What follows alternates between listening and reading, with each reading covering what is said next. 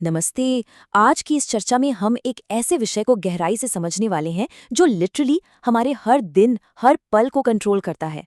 हम बात कर रहे हैं संचार माध्यमों की, यानी मीडिया की। जरा सोचिए, हम जो कुछ भी सोचते हैं, दुनिया के बारे में जो राय बनाते हैं, उसका एक बहुत बड़ा हिस्सा सीधा यहीं से आता है। आज हम एनसीईआरटी कक्षा 7 के अध्याय 6 संचार माध्यमों को समझना का एक बहुत ही दिलचस्प विश्लेषण करेंगे। ये समझना सच में बहुत जरूरी है कि हमारे आसपास जो सूचनाओं का इतना बड़ा जाल बिछा है, वो आखिर काम कैसे करता है। आज हम फटाफट इन 5 मुख्य बिंदुओं को कवर करेंगे। पहला, संचार माध्यम क्या है। दूसरा, मीडिया के विभिन्न प्रकार। तीसरा, लोकतंत्र का चौथा स्तंभ। चौथा, मीडिया और विज्ञापन। और आखिर में, स्वतंत्र और जिम्मेदार मीडिया। तो चलिए भाग 1 से शुरुआत करते हैं। संचार माध्यम क्या है? The foundation of information.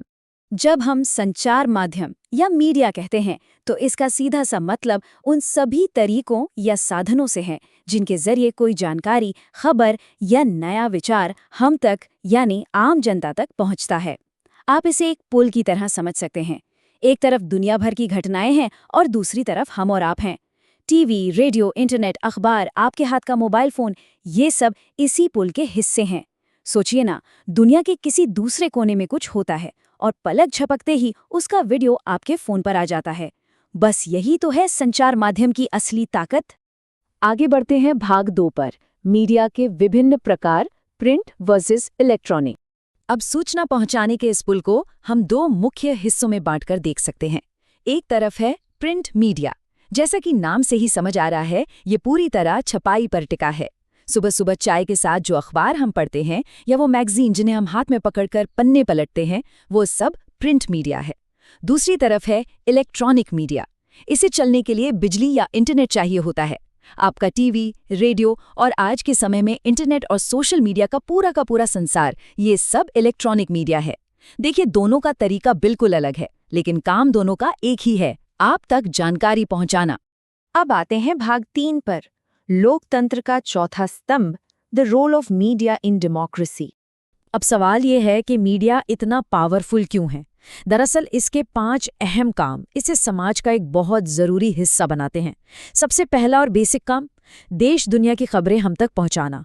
दूसरा, सरकार क्या कर रही है, कौन सी नई नीतियां ला रही है, ये बताना। तीसरा और मेरे हिसाब से सबसे अहम काम, जनता की परेशानियों को सामने लाना और उनकी आवाज़ बनना। इसके अलावा समाज में जागरूकता फैलाना और हाँ, हमें एंटरटेन करना यानी हमारा मनोरंजन करना भी इसी का काम है। ये सिर्फ एक तरफा भाषण नहीं है, बल्कि पूरे समाज को जोड़े रखने की एक प्रक्रिया है।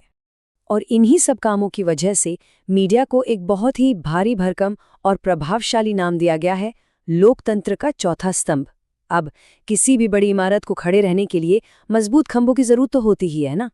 हमारे लोकतंत्र में विधायिका, कार्यपालिका और न्यायपालिका के बाद मीडिया वो चौथा खंभा है जो सरकार से कड़े सवाल पूछता है, गड़बड़ियों का पर्दाफाश करता है और ये पक्का करता है कि सिस्टम में पारदर्शिता बनी रहे।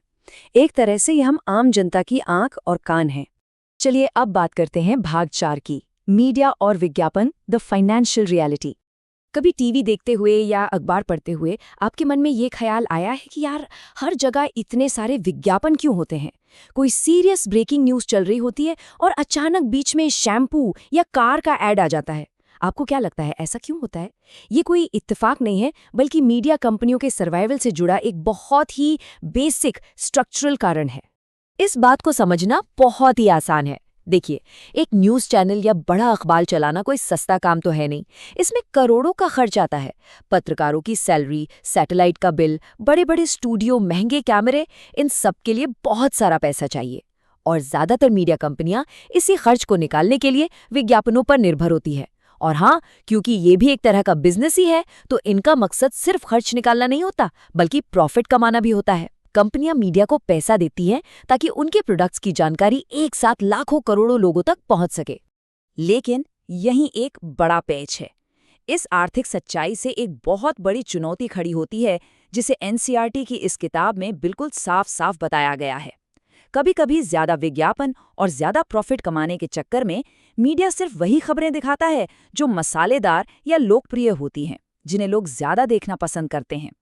ऐसे में होता ये है कि वो खबरें जो शायद कम रोमांचक हों लेकिन हमारे समाज के लिए बहुत ज़रूरी हों, वो कहीं पीछे छूट जाती हैं।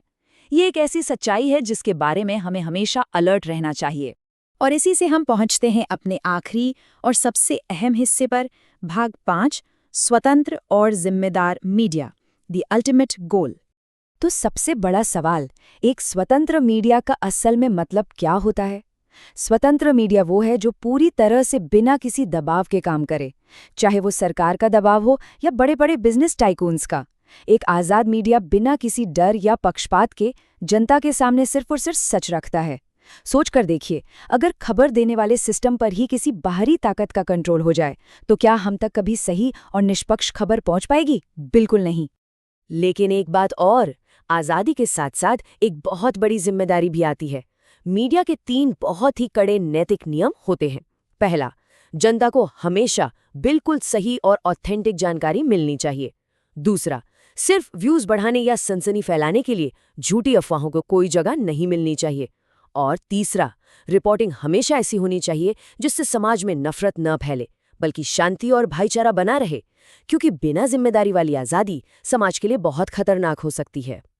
और यहीं पर हम एक बहुत ही गहरे सवाल के साथ इस चर्चा को खत्म करेंगे। आज के वक्त में जब हर किसी के हाथ में स्मार्टफोन है और हम 24 घंटे सूचनाओं की बाढ़ में घिरे रहते हैं, तो ये सोचना बहुत जरूरी है, जो मीडिया आज दिन रात हम तक पहुंच रहा है, क्या वो सच में इन पैमानों पर खरा उतरता है? क्या वो वाकई पूरी तरह स्वतंत्र और जिम्मेदार है? अगली बार जब भी आप कोई न्यूज़ पढ़ें या टीवी पर कोई डिबेट देखें, तो इन बुनियादी बातों को अपने दिमाग में जरूर रखिएगा। ये सोचने वाली बात है और यही सोच हमें एक जागरूक नागरिक बनाती है।